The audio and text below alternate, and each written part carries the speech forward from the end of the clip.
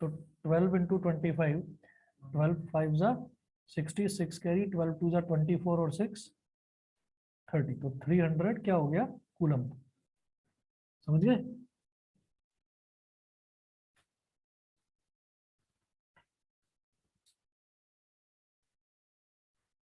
Three hundred coulomb. उसके बाद next topic note करेंगे, how to get a continuous flow of electric current.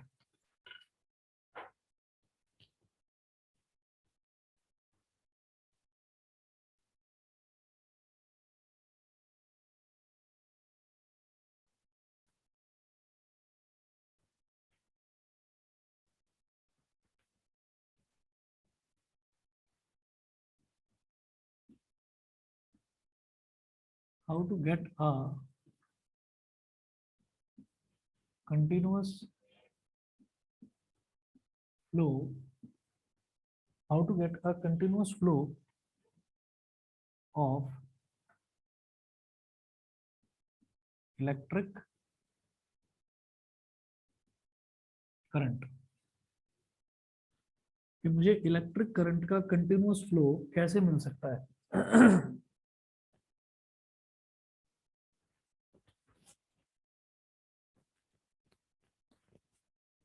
कोई छोटे से छोटे सर्किट की भी अगर हम बात करें, फॉर एग्जांपल हमारे टीवी का जो रिमोट है, हमारे टीवी का रिमोट के अंदर भी एक इलेक्ट्रॉनिक सर्किट है।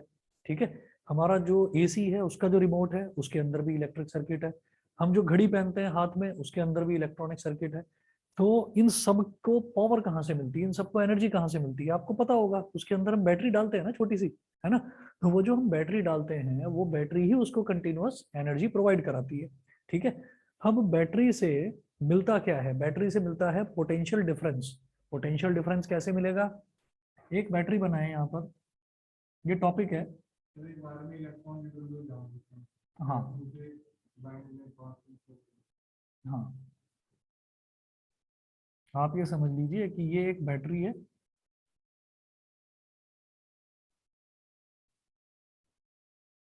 ये एक बैटरी है। तो बैटरी जैसे आप देखते हैं ना, वो लिखा रहता है उस पर ड्यूरा सेल, ये बैटरी चलती है लंबी, आता है ना ऐड उसका, वो खरगोश होता है। और एक तरफ आप देखते हैं कि छोटा सा मेटालिक पोर्शन थोड़ा सा बाहर निकला रहता है, और जो बेस होता है उसका वो एकदम फ्लैट होता है। ठीक है, तो ये जो ये वाला है ये होता है बेटा हायर पोटेंशियल पर, तो हायर पोटेंशियल को हम बोल देते हैं पॉजिटिव टर्मिनल। और ये होता है लोअर पोटेंशियल पर, तो इसको हम बोल देते हैं नेगेटिव टर्मिनल।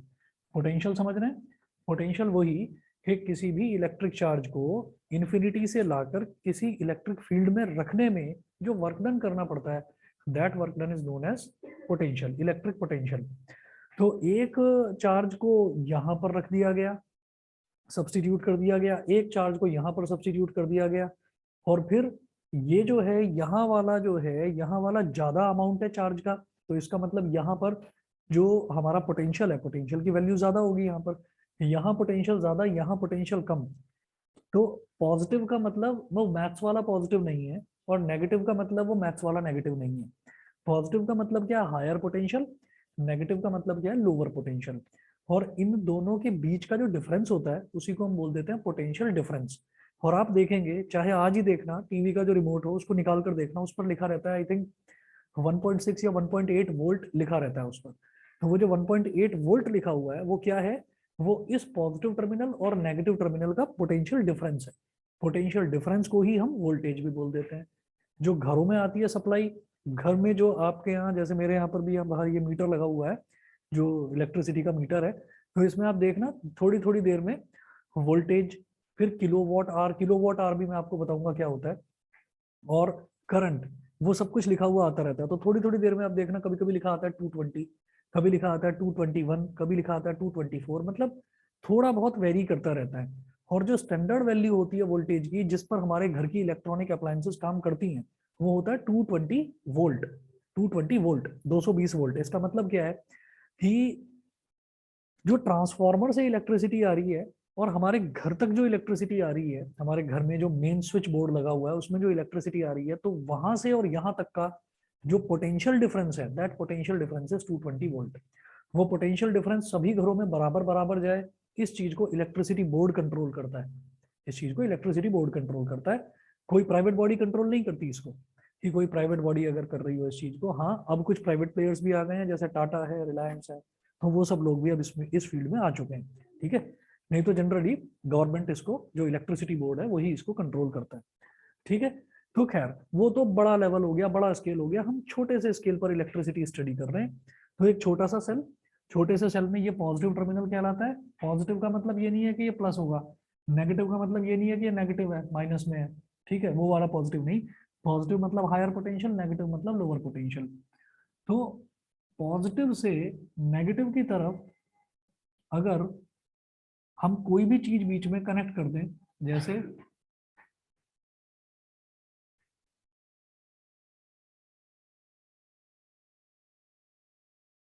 एक वायर लिया,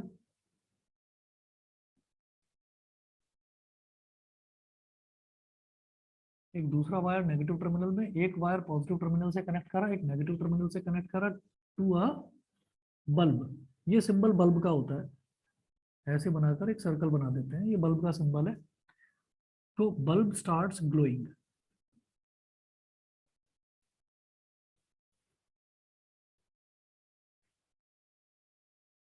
यहां पर लिख लीजिए बल्ब ग्लोज।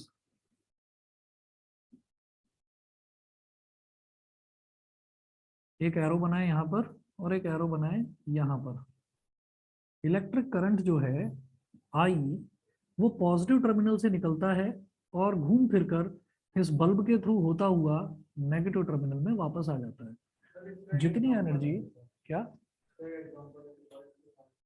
कोई बात नहीं, हम और समझ लेंगे। मान लो अगर आप एक ड्रम में पानी और एक पाइपलाइन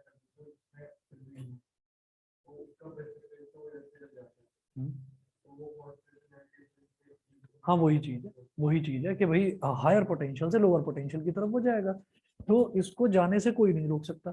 हायर पोटेंशियल से लोअर पोटेंशियल की तरफ इलेक्ट्रिक करंट फ्लो करेगा, और जो इलेक्ट्रिक करंट फ्लो करेगा उसके रास्ते में जो जो चीज आती चली जाएगी वो उसको अपनी थोड़ी थोड़ी थोड़ी थोड़ी एनर्जी देता चला जाएगा, ठीक है ना।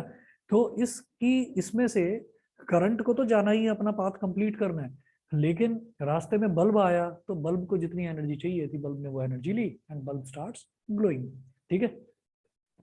तो आप यहाँ पर एक लाइन नोट करेंगे, the simplest way to maintain a potential difference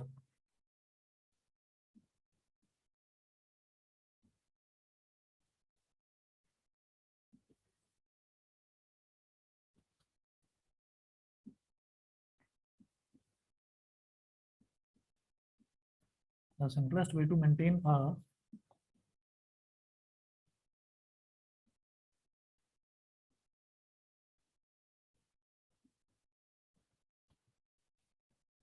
the simplest way to maintain a potential difference between the two ends of a conductor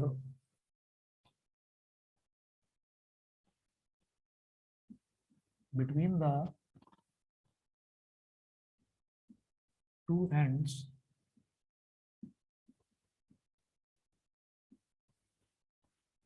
the simplest way to maintain a potential difference between the two ends of a conductor so as to get a continuous flow of current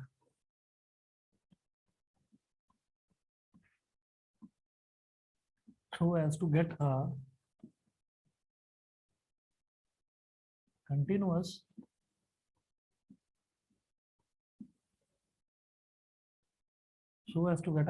flow of current is to connect the conductor between the terminals of a cell is to connect the conductor between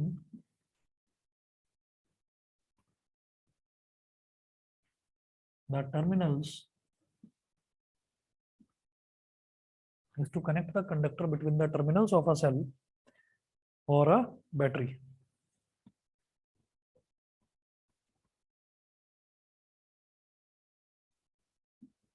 or a battery। तो यहाँ से हमने ये देखा how to get a continuous flow of electric current. Current derive कहाँ से हो सकता है, निकलता कहाँ से है करंट, करंट निकालने का सबसे अच्छा तरीका ये है कि आप एक बैटरी लें और कंडक्टर उठाएं और कंडक्टर का एक एंड इसके पॉजिटिव टर्मिनल पर लगाएं, एक एंड इसके नेगेटिव टर्मिनल पर लगाएं, तो आपको करंट का फ्लो यहाँ पर होता हुआ दिखाई दे जाएगा। करंट का फ्लो होता हुआ दिखाई नहीं देता है, एक्चुअली एक्सपीरियंस करा जाता है। एक्सपीरियंस कैसे करा जाता है? या तो इसको छू लेना तो करंट लग जाएगा, ठीक है, तो एक्सपीरियंस हो जाएगा, और या फिर बीच में कोई इलेक्ट्रॉनिक अप्लायंस लगा दो, जैसे कि बल्ब लगा दिया, बल्ब विल स्टार्ट ग्लोइंग। ऐसा नहीं होना चाहिए कि आपने कोई बहुत बड़ा बल्ब लगा दिया, वो इतने से सेल से बड़ा बल्ब तो नहीं जलेगा ना, तो छोटा बल्ब जो होता है, छोटा बल्ब जो जनरली छोटी जो बच्चों वाली जो टॉर्च आती है जरा जरा सी, तो उसमें जो लगता है तो वो इस सेल से चालू हो जाएगा, ठीक है। रेटिंग होती है हर किसी की कि कितने वोल्टेज पर काम करेगी कोई भी चीज, ठीक है। चलिए जी, तो ऑनलाइन वाले बच्चे बताएं क्लियर है कि नहीं? इशिता, मोदित, न्यासा, बताइए क्लियर है? Yes sir. Yes sir. अच्छा भाई, आप लोग ना ऑफलाइन आया करो, आप लोग ऑफलाइन आया करो। ये न्यासा की देखो मजबूरी है, ये दूसरी सोसाइटी में है, लेकिन आप तो बिल्कुल पास पास ही रहते हैं, एक क्यू ब्लॉक में, एक आई थिंक जी एच में है, तो आप दोनों आ जाया करो। ये इतना इतना दूर भी नहीं मेरा घर। और दूसरा सब्जेक्टिव है, अब जो आपकी प्रिपरेशन है वो सब्जेक्टिव के हिसाब से चलेगी, तो मेरे हिसाब से तो ये है कि आप आए और आकर मैं भी देख पाऊंगा कि आप काम कितना कर रहे हैं कितना नहीं कर रहे हैं, ठीक है। और जो चीज ज्यादा ऑफलाइन में क्लियर होती है ऑनलाइन में उतना ठीक नहीं रहता। सभी को मैं, आप सब लोगों को भी मैं ये सजेस्ट कर रहा था कि अब जब मतलब अब सब्जेक्टिव एग्जाम है, तो इसमें किसी दिन मान लो मजबूरी है, तबीयत खराब हो गई या घर पर ही नहीं है, तो तब तो देखिए मैं ये नहीं कहूंगा कि दौड़ लगाते हुए दूर से आप आओ, लेकिन जब पास ही रह रहे हो तो फिर तो आओ, ऑफलाइन आने में ही फायदा है। और नोट्स अपने बिल्कुल कंप्लीट करते चलिए, ये मैं आपके सबके चेक भी करूंगा नोट्स, ठीक है ना।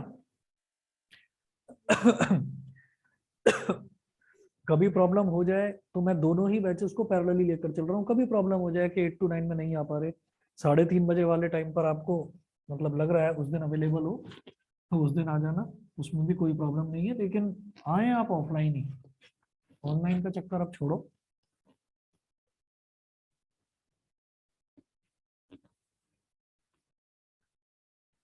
चलिए जी, सुन लिया भाई दोनों ने? Yes sir. चलिए अगला नोट करें, direction of electric current, heading डालेंगे direction of electric current.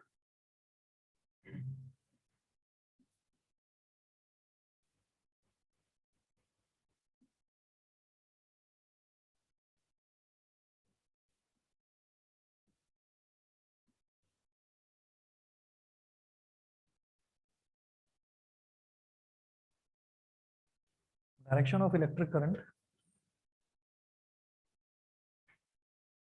The conventional direction of electric current, conventional का मतलब आम तौर पर जो देखा जाता है,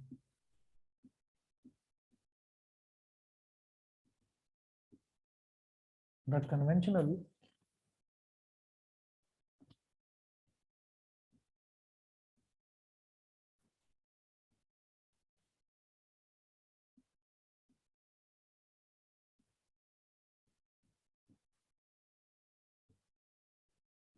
the conventional direction of electric current is from positive terminal of a cell, is from positive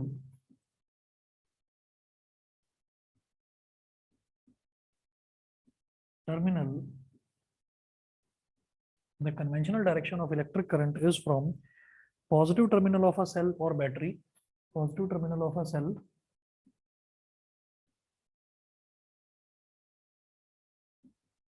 or battery to the negative terminal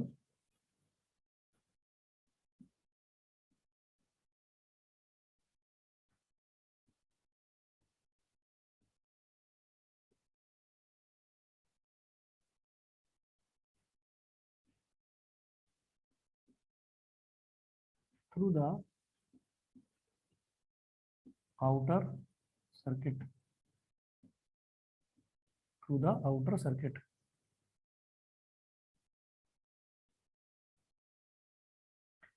जैसे मान लीजिए अभी जैसे मान लो हम इस पेन को देख रहे हैं, तो ये जो पेन है ये मतलब सिलेंड्रिकल है, और इसको हम धीरे धीरे धीरे धीरे कैमरा के पास लाते चले जाएं तो ये जो पेन है ये थोड़ा आपको बड़ा दिखना शुरू हो जाएगा।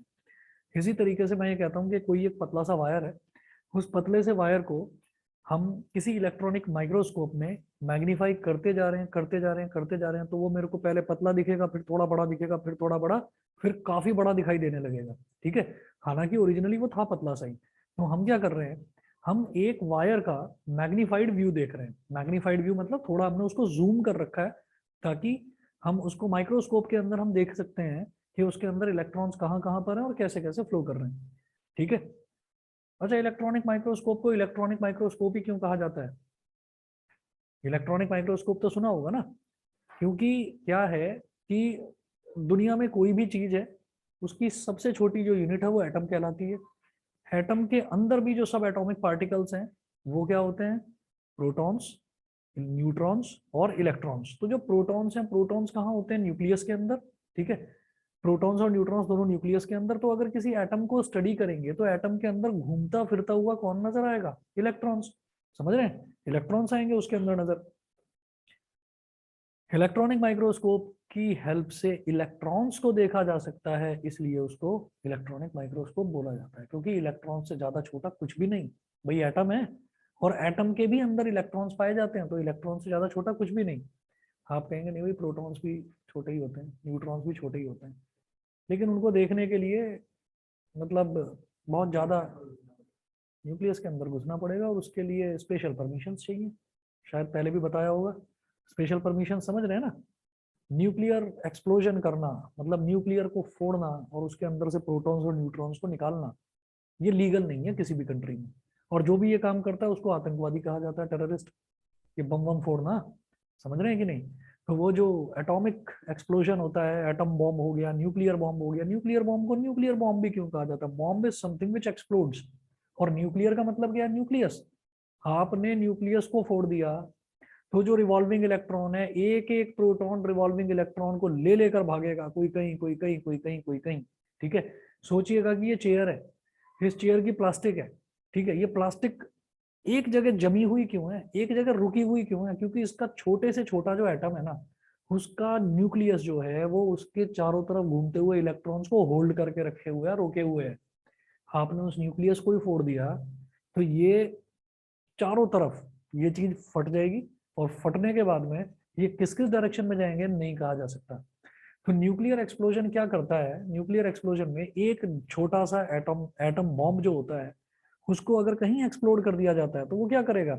वो अपने आसपास के अपने जैसी चीजें जितनी भी हैं, मान लो एक प्लास्टिक में आपने न्यूक्लियर एक्सप्लोजन करवा दिया, तो वो आसपास जितनी भी प्लास्टिक्स हैं उन सारी प्लास्टिक्स को फोड़ता चला जाएगा। ठीक है, और इस तरह फोड़ेगा कि पूरे के पूरे शहर, पूरे के पूरे कंट्री लावा की तरह बह जाते हैं, सब बर्बाद हो जाता है। ठीक है, तो ये चीज बहुत डेंजरस है। हर कंट्री के पास है न्यूक्लियर बॉम्ब, लेकिन सब एक दूसरे को धमकी देते रहते हैं। पता है फोड़ोगे कहाँ पर? बॉर्डर पर फोड़ दोगे, ठीक है, या किसी कंट्री के अंदर जाकर कर दोगे उस काम को, तो क्या है कि उसकी जो उसका जो इफेक्ट है वो आपके कंट्री तक भी आएगा, आपका कंट्री भी बर्बाद हो जाएगा। तो इस वजह से हर कोई बस ये दिखाना चाहता है कि मैं पावरफुल, मैं पावरफुल, मेरे पास भी बॉम्ब है, मेरे पास भी बॉम्ब है, लेकिन कोई उसको यूज नहीं करेगा। वही यूज करेगा जिसने सोच लिया कि मैं भी मरूंगा और जनता को भी, मर जाए तो मर जाए सब। ये तो ये कहानी है कि हम न्यूक्लियस को तो फोड़ कर देख नहीं सकते, न्यूक्लियस के अंदर तो जा नहीं सकते, तो हम क्या देख सकते हैं? इलेक्ट्रॉन देख सकते हैं, तो इसीलिए उसको इलेक्ट्रॉनिक माइक्रोस्कोप कहा जाता है। तो हमने क्या करा कि न जाने कितने सारे एटम्स हैं, एटम बहुत हैं। किसी भी वायर की अगर मैं बात करूं तो मैं एक वायर ले रहा हूं, और वायर क्यों ले रहा हूं? मेटालिक वायर, क्योंकि वो कंडक्टर है। ठीक है, तो कंडक्टर के अंदर ही तो इलेक्ट्रिक करंट फ्लो करेगा, इंसुलेटर के अंदर तो करेगा नहीं। तो मैंने क्या करा, मैंने वायर को मैग्नीफाई करता गया और इलेक्ट्रॉनिक माइक्रोस्कोप में मैंने वायर को देखा, तो वायर का एक छोटा सा हिस्सा वो मुझे ऐसे दिखाई दिया, और इसके अंदर जो इलेक्ट्रॉन्स दिखाई दिए वो ऐसे थे। इलेक्ट्रॉन्स को कैसे बनाते हैं? एक छोटा सा सर्कल बनाया, सर्कल के अंदर ई लिखा और ई की पावर में माइनस लगा दिया। ये इलेक्ट्रॉन लिखने का तरीका है। एक इलेक्ट्रॉन ऐसे था, नीचे की तरफ को जा रहा था ये। दूसरा इलेक्ट्रॉन ऐसे था, ये इस तरफ को जा रहा था। तीसरा इलेक्ट्रॉन इस तरफ, तो ये इधर आ रहा था, इससे टकराने को तैयार। चौथा इलेक्ट्रॉन ऐसे, ये इधर। पांचवा इलेक्ट्रॉन ऐसे, ये इधर। छठा इलेक्ट्रॉन ऐसे ये इस तरफ, सातवां इलेक्ट्रॉन इस तरफ, आठवां इलेक्ट्रॉन इस तरफ, तो सब रैंडमली इधर उधर घूम रहे हैं। ठीक है, नोट करें when no battery is connected across a metal wire, when no battery is connected across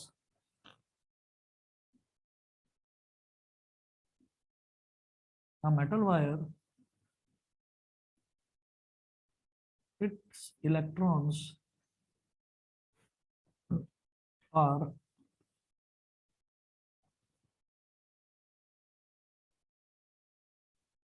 randomly arranged as shown in the figure above.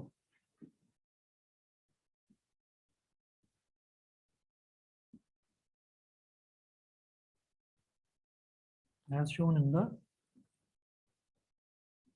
figure above.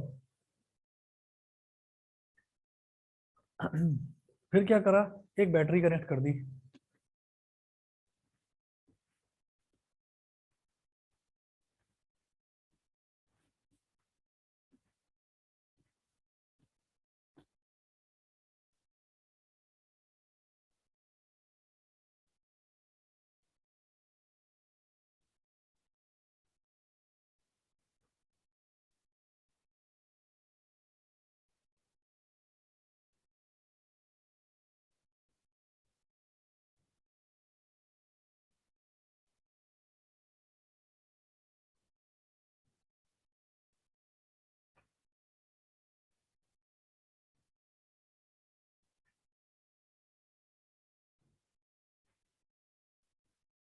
तो बैटरी की जगह बार बार ये ड्यूरासेल तो हम दिखा नहीं सकते, हम क्या करेंगे, हम बैटरी का एक पॉजिटिव टर्मिनल, मतलब बैटरी को रिप्रेजेंट करा जाता है पैरेलल लाइन से, जिसमें एक लाइन बड़ी होती है और एक लाइन छोटी होती है। बड़ी लाइन का मतलब ऑब्वियसली हायर पोटेंशियल, छोटी लाइन का मतलब ऑब्वियसली लोअर पोटेंशियल। तो हायर पोटेंशियल का मतलब क्या है, plus positive terminal, lower potential का मतलब नेगेटिव टर्मिनल। तो जब हमने बैटरी कनेक्ट कर दी तो ये जो टेढ़े मेढ़े घूम रहे थे ना, थोड़े तमीज में आ गए, इलेक्ट्रॉन कायदे से सेट हो गए। और क्योंकि इस वायर में, इस हिस्से में पॉजिटिव टर्मिनल से कनेक्टेड है, तो यानी कि यहाँ तक पूरा पॉजिटिव टर्मिनल का ही इफेक्ट होगा। ठीक है, and electrons are negatively charge, they will get attract towards this positive terminal, वो इस पॉजिटिव टर्मिनल की तरफ अट्रैक्ट हो जाएंगे। ठीक है, दूसरा काम, बड़ी तेजी से अट्रैक्ट होंगे। क्यों, सिर्फ इनको इलेक्ट्रॉन्स को इस पॉजिटिव टर्मिनल का अट्रैक्शन ही नहीं खींच रहा, दूसरी चीज क्या है कि ये वाला जो एंड है, ये वाला एंड नेगेटिव टर्मिनल है, तो यहाँ तक पूरा का पूरा नेगेटिव टर्मिनल का इफेक्ट रहेगा। तो इनको सिर्फ पॉजिटिव चार्ज का या पॉजिटिव टर्मिनल का अट्रैक्शन अपनी तरफ नहीं खींच रहा, ये जो नेगेटिव है इसको धक्का भी दे रहा है, चल भाई चल निकल। टेम्परेचर पर तो डिपेंड करता ही है, आ रहा हूँ अभी उस पर भी। तो आप ये देखिएगा कि ये जो नेगेटिव टर्मिनल है, ये नेगेटिव टर्मिनल भी इससे ये कह रहा है कि चलो भाई निकलो यहाँ से। क्यों, क्योंकि नेगेटिव रिपल्स नेगेटिव, ठीक, पॉजिटिव रिपल्स पॉजिटिव, तो इसकी वजह से तो रिपल्शन होगा और इसकी वजह से अट्रैक्शन होगा। इस तरह से ये सारे के सारे प्रॉपरली अलाइन हो गए। तो यहाँ पर ये देखा गया कि किसी भी मेटल के कंडक्टर के अंदर जो इलेक्ट्रॉन्स का फ्लो है वो कहाँ से कहाँ होगा, नेगेटिव टर्मिनल से पॉजिटिव टर्मिनल की तरफ। दिखाई दे रहा है, इलेक्ट्रॉन्स का फ्लो कहाँ होगा, नेगेटिव टर्मिनल से पॉजिटिव टर्मिनल की तरफ। ठीक, तो यहां आप लिखेंगे फ्लो ऑफ, बल्कि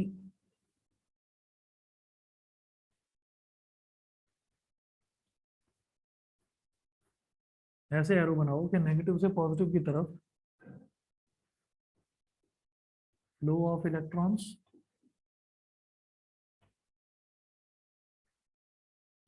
और पॉजिटिव से नेगेटिव की तरफ क्या होता है, फ्लो ऑफ करंट। वो जो 10 नंबर का वाइवा होगा उसमें ये एक कंफ्यूजिंग क्वेश्चन होता है कि करंट क्या है, तो आप ये कहेंगे कि charge per unit time. Teacher पूछेगा तो चार्ज पर यूनिट टाइम क्या है, क्वेश्चन से क्वेश्चन निकालना काम होता है टीचर का। ठीक है, बहुत फंसाते हैं बच्चों को। तो आप बोलेंगे चार्ज पर यूनिट टाइम, भाई यही फॉर्मूला है ना, लिखा था यहाँ पर I is equal to q upon T.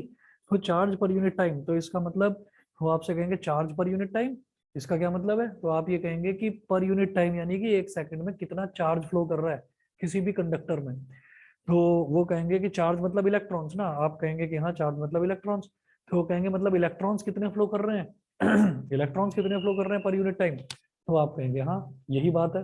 अच्छा ठीक है, अब अभी तक आप भी गलत नहीं है, अभी तक टीचर भी गलत नहीं है, लेकिन फिर वो कहेंगे कि भाई हाँ, ये पॉजिटिव टर्मिनल से या नेगेटिव टर्मिनल की तरफ जाता है, कहाँ जाता है, तो आप ये कहेंगे कि सर इनर सर्किट की बात कर रहे हो या आउटर सर्किट की। फिर टीचर अगला सवाल नहीं पूछेगा आपसे, समझ गए। ये लाइन पर शायद आप लोगों ने ध्यान न दिया हो, थ्रू द आउटर सर्किट, समझ रहे हैं, थ्रू द आउटर सर्किट। तो टीचर पूछे, टीचर ने जब आपसे कहा कि भाई वो पॉजिटिव से नेगेटिव की तरफ जाता है चार्ज का फ्लो, या नेगेटिव से पॉजिटिव की तरफ जाता है, पॉजिटिव से नेगेटिव या नेगेटिव से पॉजिटिव। तो दो बच्चे या तीन बच्चे बैठे रहते हैं सामने स्टूल पर, ठीक है, टीचर सामने चेयर पर बैठा रहेगा, एक बड़ी सी टेबल लगी रहेगी। एक बोल देगा जो इंटेलिजेंट है बहुत ज्यादा, वो बोलेगा पॉजिटिव से नेगेटिव, ठीक है। दूसरा भी कहेगा हाँ हाँ हाँ, वो दूसरा वाला हाँ हाँ वाला होता है, हाँ सर पॉजिटिव से नेगेटिव। तीसरा शाना बैठा हुआ है वहां पे, तो शाना क्या कहता है, नहीं नहीं नेगेटिव से पॉजिटिव, वो टीचर के एक्सप्रेशन रीड करता है। टीचर जो है वो वैसे ही बैठा हुआ ड्रामेबाजी कर रहा है वहां पर, ठीक है। तो इस चीज में क्या होता है कि एक चौथा भी बैठा हुआ है जो बड़ा समझदार है, वाकई में समझदार है, वो सबसे पहले ये कहेगा उन सबकी बातें सुनने के बाद, सर इनर सर्किट की बात कर रहे हो या आउटर सर्किट की। तो टीचर जो एक फाइल के ऊपर पेपर लेकर बैठा रहता है, वो तुरंत उससे कह देता है बेटा तू तो जा, क्योंकि टीचर को समझ में आ गया कि इसको पता है, ठीक है, वो कहेगा बेटा तू तो जा। अब उन तीनों को घुमाना शुरू करेगा वो। तो ध्यान रखना, आउटर सर्किट क्या है, ये इनर सर्किट वो है जिसको बेटा हम देख नहीं सकते। इनर सर्किट का मतलब क्या है, ये कंडक्टर है, ये कंडक्टर है, मैं इस वायर की बात कर रहा हूँ, ये वायर को हमने मैग्नीफाई करके देखा ना। तो इनर सर्किट में जो इलेक्ट्रॉन्स हैं, इलेक्ट्रॉन्स ही चार्ज कैरियर्स हैं, तो इलेक्ट्रॉन्स नेगेटिव से पॉजिटिव टर्मिनल की तरफ जाएंगे, और आउटर सर्किट यानी कि जो बाहर जो वायर कनेक्टेड है, आउटर सर्किट में जो करंट है वो पॉजिटिव से नेगेटिव की तरफ जाएगा। सिंपल भाषा में, electrons will move from negative terminal to positive terminal, and current will move from positive terminal to negative terminal.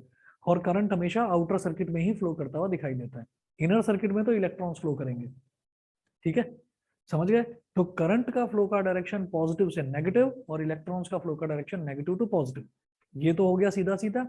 और ये याद रखना कि करंट कहाँ फ्लो करेगा, आउटर सर्किट में। इलेक्ट्रॉन्स कहाँ फ्लो करेंगे, इनर सर्किट में। इनर सर्किट वो जो हम देख नहीं सकते, आउटर सर्किट मुझे दिखाई दे रहा है, ये देखिए ये चार्जर का वायर लगा हुआ है, तो ये आउटर सर्किट है क्योंकि इसको मैं देख पा रहा हूँ।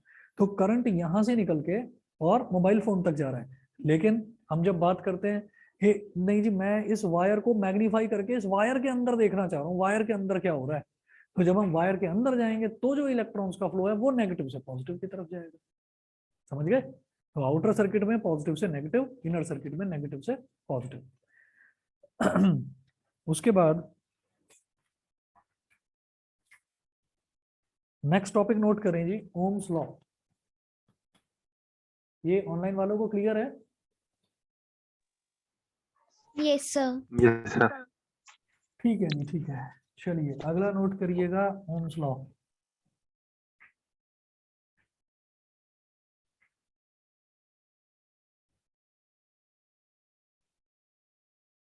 अच्छा हाँ, टेम्परेचर की तुम बात कर रहे थे। टेम्परेचर का ये रोल होता है, वैसे हम अभी पढ़ेंगे, इलेक्ट्रॉन्स की स्पीड बढ़ जाती है, वो किसी भी चीज में हम देखेंगे कोलिजन ज्यादा होगा, भाई किसी भी चीज को अगर हम गर्म करते हैं तो उसके अंदर जो इलेक्ट्रॉन्स मौजूद हैं उनका एजिटेशन बढ़ेगा, काइनेटिक एनर्जी बढ़ेगी। जब काइनेटिक एनर्जी बढ़ी तो काइनेटिक एनर्जी होती है half M V square. Half M V square यानी कि जब काइनेटिक एनर्जी बढ़ी तो इसका मतलब वेलोसिटी बढ़ी, तभी तो उसकी काइनेटिक एनर्जी बढ़ी। वेलोसिटी ऑफ फ्लो, तो टक्कर लगती जाएगी, बड़ी तेजी से टक्कर लगेगी, तो एजिटेशन जब बढ़ेगा, स्पीड बढ़ेगी, तो फ्लो ऑफ इलेक्ट्रॉन्स बढ़ेगा, और फ्लो ऑफ इलेक्ट्रॉन्स बढ़ेगा तो करंट की स्पीड भी बढ़ेगी, ठीक। Ohm's law, according to Ohm's law,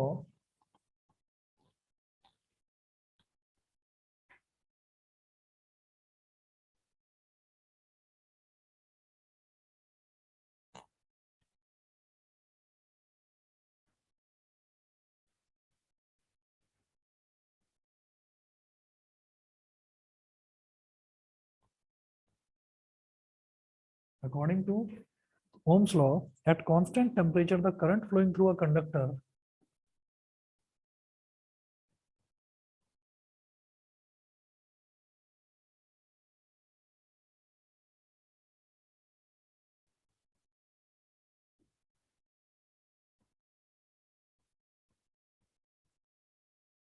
at constant temperature, the current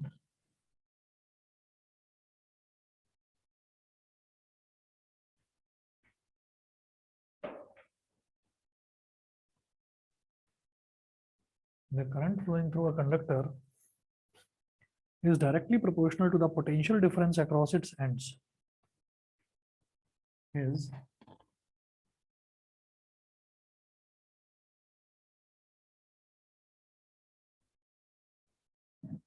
directly proportional to the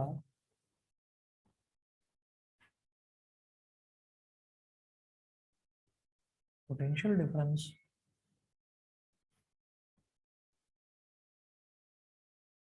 across its ends.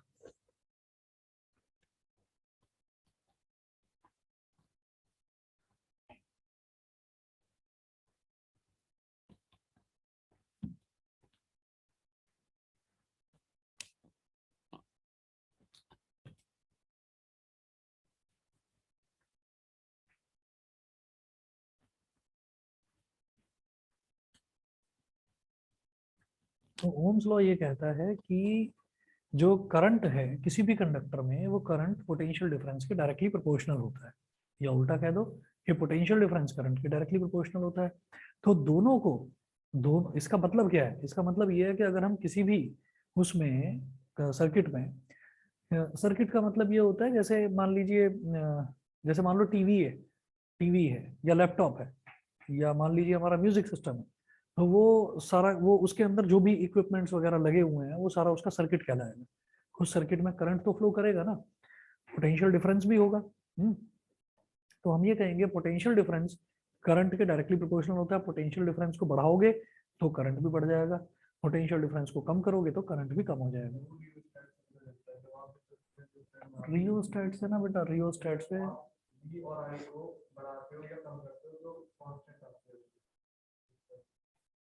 और उससे क्या पता चलता है?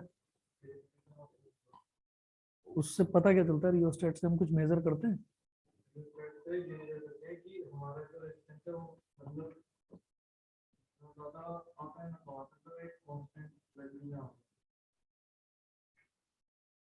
वोल्टेज को मेजर करने के लिए वोल्टमीटर, करंट को मेजर करने के लिए एमीटर। तो रियोस्टेट से क्या मेजर होता है?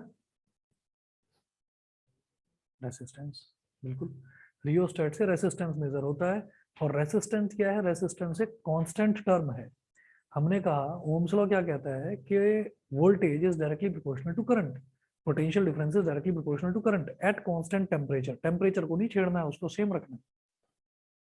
तो जब भी प्रोपोर्शनैलिटी साइन आता है तो इसे हटाने के लिए हम इक्वालिटी साइन लगाते हैं, और जब इक्वालिटी साइन लगाते हैं तो कोई कांस्टेंट ऑफ प्रोपोर्शनैलिटी जरूर आता है। जैसे 9th क्लास में करा था कि force is directly proportional to acceleration, Newton का सेकंड लॉ। ठीक है, और फिर प्रोपोर्शनैलिटी साइन हटाने के लिए इक्वालिटी साइन लगाया और एम लगा दिया वहां पर। एम क्या हो गया? मास। तो मास तो कांस्टेंट होता है ना, यूनिवर्सली कांस्टेंट। तो वही चीज है कि यहाँ पर भी वही काम करेंगे। इस प्रोपोर्शनलिटी साइन को हटाने के लिए एक कांस्टेंट लगा देते हैं R, where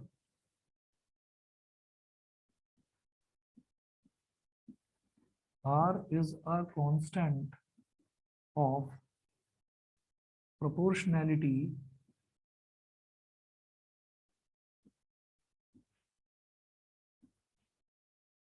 called resistance of the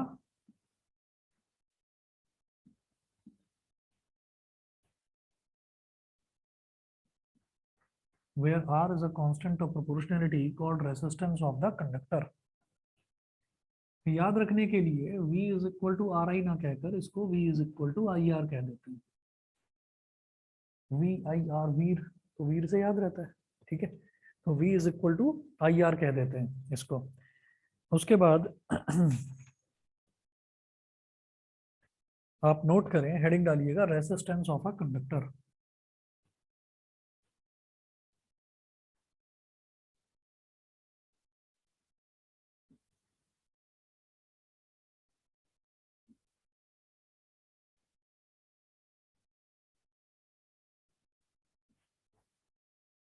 resistance of a conductor, किसी ने मतलब कोई ऐसा हुआ कि कोई बच्चा बीमार पड़ गया, ठीक है, उसको मान लो फीवर हो गया या डायरिया हो गया, कोई भी प्रॉब्लम हो गई, ठीक है।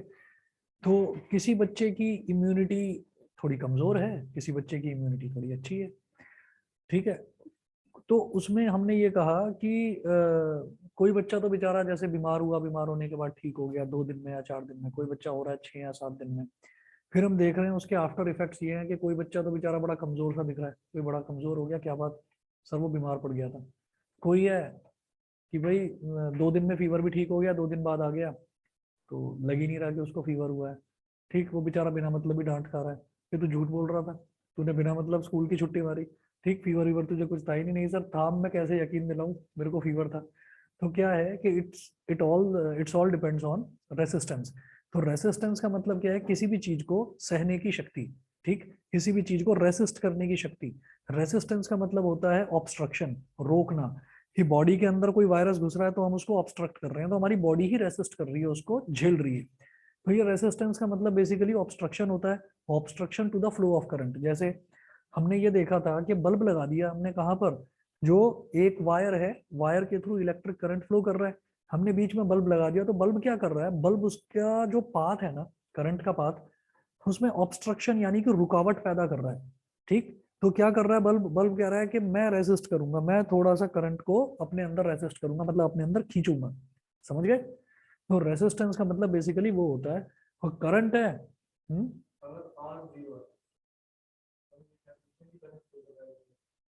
अगर आर जीरो है तो करंट पूरी तरीके से फ्लो करेगा, करंट का कोई लॉस ही नहीं होगा।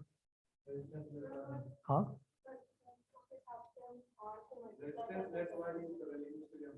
हाँ उसमें रेसिस्टेंस नहीं है।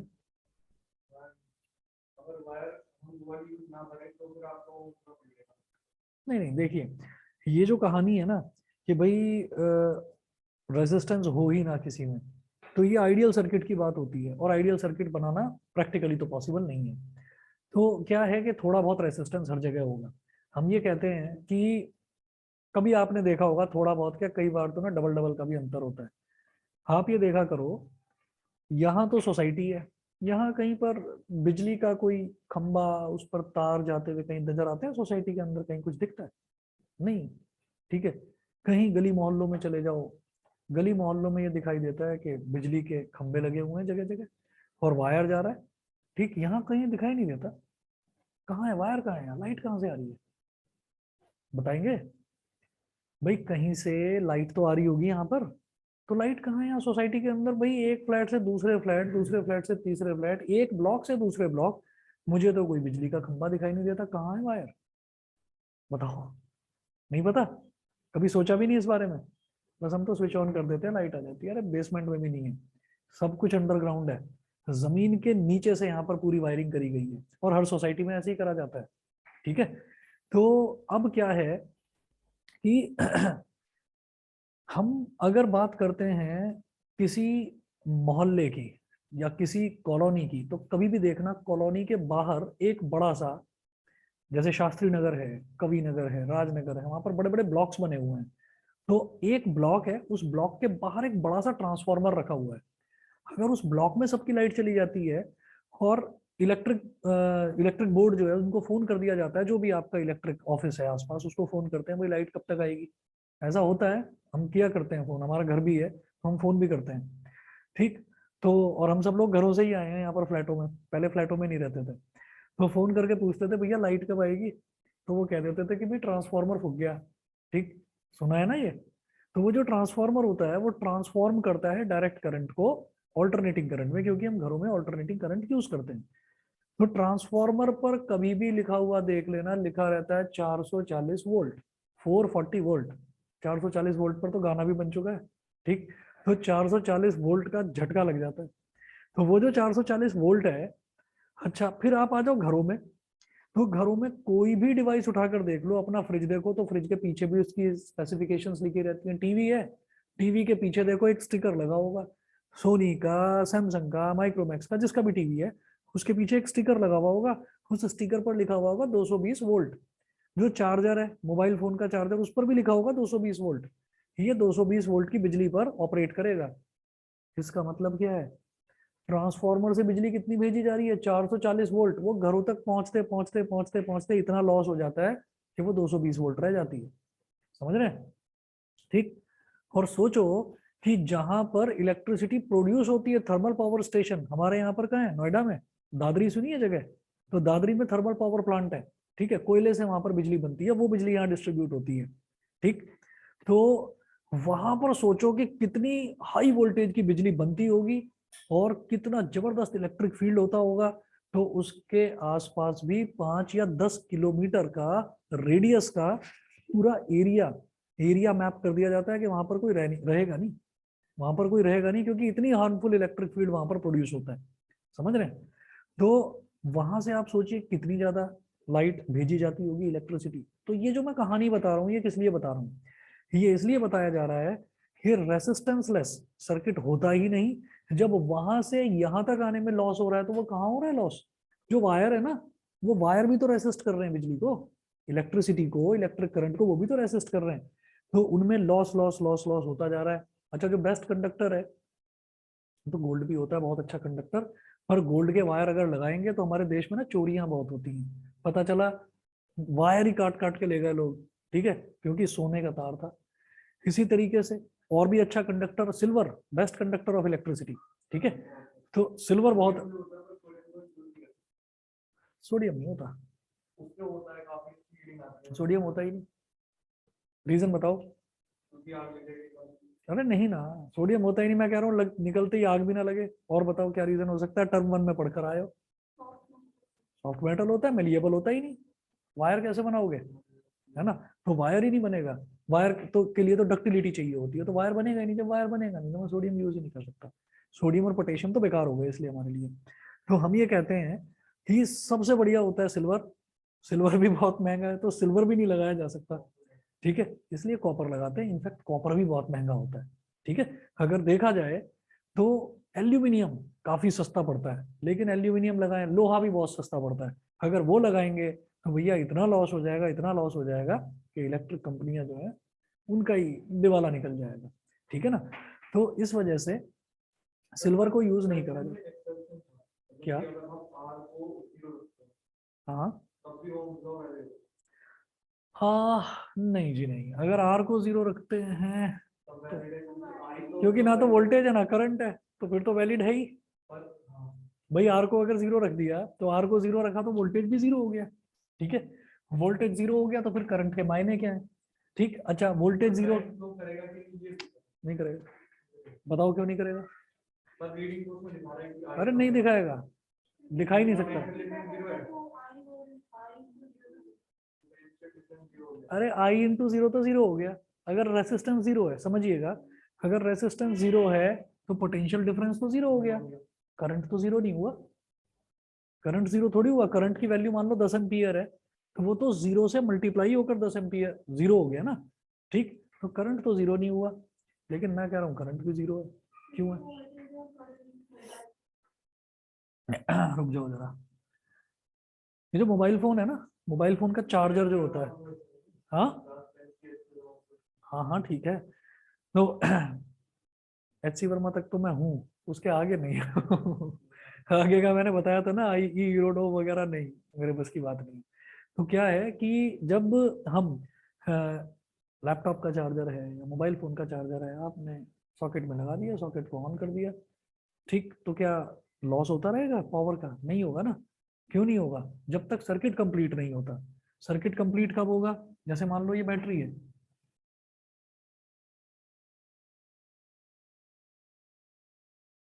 ये बैटरी है, ये बैटरी में से यहाँ से वायर तो निकला है। ठीक है, तो इसका मतलब इसमें करंट तो है। इसका मतलब इसमें करंट तो है। लेकिन ये वायर आपने यहाँ तक कनेक्ट नहीं करा, यहाँ तक कनेक्ट नहीं करा। वही कहानी कि आपने सॉकेट में चार्जर तो लगा रखा है लेकिन आगे उसमें मोबाइल फोन लगाया नहीं। मोबाइल फोन लगाएंगे तो सर्किट कंप्लीट होगा, सर्किट ही कंप्लीट नहीं है। ठीक, और सर्किट कंप्लीट जब नहीं होता तभी रेसिस्टेंस जीरो होता है, नहीं तो रेसिस्टेंस जीरो नहीं होता, रेसिस्टेंस थोड़ा बहुत रहेगा। हालांकि कुछ क्वेश्चंस ऐसे आते हैं, तो 10th लेवल पर तो नहीं, थोड़ा ऊपर आप कंपटीशन लेवल पर अगर चेक करेंगे, दे रखा है, दे रखा है, उसके ऊपर जीरो लिखा होगा बिल्कुल। क्योंकि क्वेश्चंस जो हैं वो कुछ ऐसे आते हैं, उस पर लिखा लिखा हुआ रहता है कि अज्यूमिंग नेग्लिजिबल रेसिस्टेंस। तो नेग्लिजिबल रेसिस्टेंस नहीं होता कभी भी। फिर हमने कहा कि नहीं जी कोई रेसिस्टेंस है ही नहीं, हम इतना बढ़िया वायर लगा रहे हैं उसमें रेसिस्टेंस कुछ भी नहीं है, तो फिर एक दूसरी टर्म आती है। हम रेसिस्टेंस को क्या बोल रहे हैं, कैपिटल आर, लेकिन बेटा एक होता है स्मॉल आर। अच्छा, टर्मिनोलॉजी का बड़ा फर्क पड़ता है। हम अगर कैपिटल आर यूज कर रहे हैं तो रेसिस्टेंस है, हम अगर स्मॉल आर यूज कर रहे हैं तो इंटरनल रेसिस्टेंस है। इंटरनल रेसिस्टेंस हर डिवाइस का होता है, ऐसा हो ही नहीं सकता कि इंटरनल रेसिस्टेंस नहीं होता। इनफैक्ट बैटरी का इंटरनल रेसिस्टेंस होता है। आज आप पढ़ रहे हैं वोल्टेज, आज आप पढ़ रहे हैं वोल्टेज पोटेंशियल डिफरेंस, मैंने बताया था शायद कि 10th क्लास में जो टॉपिक्स हैं एग्जैक्टली रिपीट होते हैं 12th क्लास में, लेकिन थोड़े से एक्सपेंशन के साथ। तो वहां पर आप क्या देखेंगे, वहां पर आप इसको बोलेंगे इलेक्ट्रोमोटिव फोर्स, ईएमएफ, ईएमएफ बोलते हैं। तो ईएमएफ कहाँ होता है, ये शायद तुमने पढ़ा होगा। ईएमएफ कहाँ होता है, बैटरी के अंदर के वोल्टेज को ईएमएफ बोलते हैं, और बैटरी के जो टर्मिनल्स पर वोल्टेज जो डेवलप होता है पोटेंशियल डिफरेंस, उसको वोल्टेज बोलते हैं। और बैटरी के अंदर जो है उसको ईएमएफ बोलते हैं। यूनिट दोनों की वोल्ट्स होती है। ठीक, तो वो लंबी कहानी है।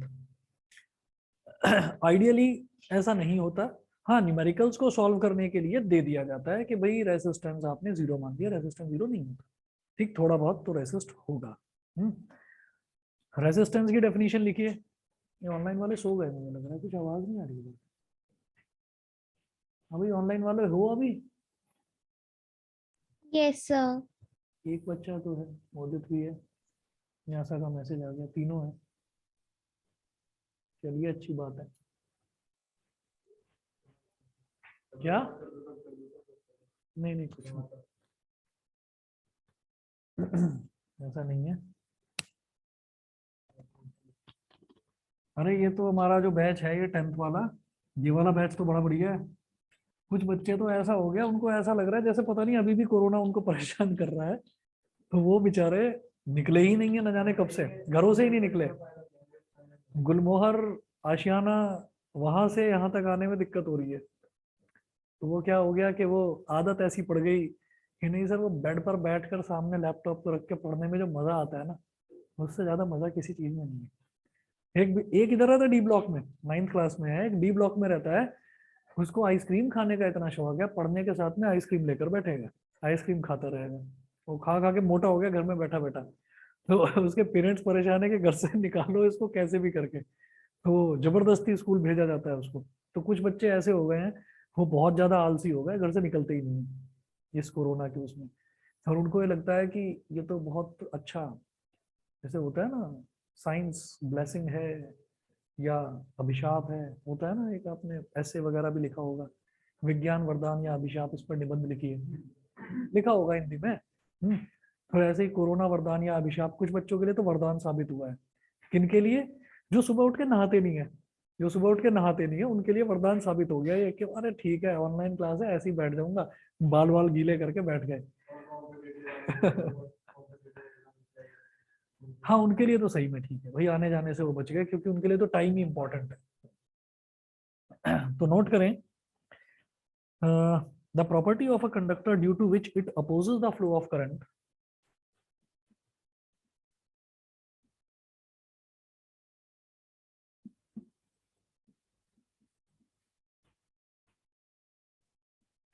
the property of a conductor due to which it opposes the flow of current,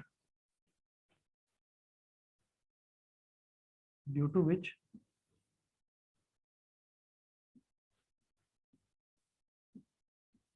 it opposes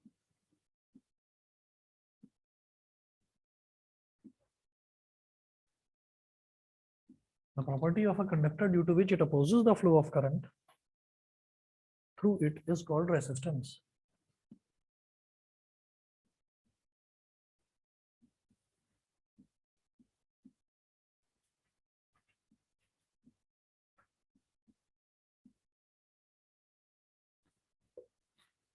its SI unit is ohm. Its SI unit is ओम। इसको ओम को ना ऐसे लिखा जाता है, ऐसे लिखते हैं ओम को। ठीक है, इतना करिए, बाकी मैं नेक्स्ट क्लास में करवाता हूँ आपको।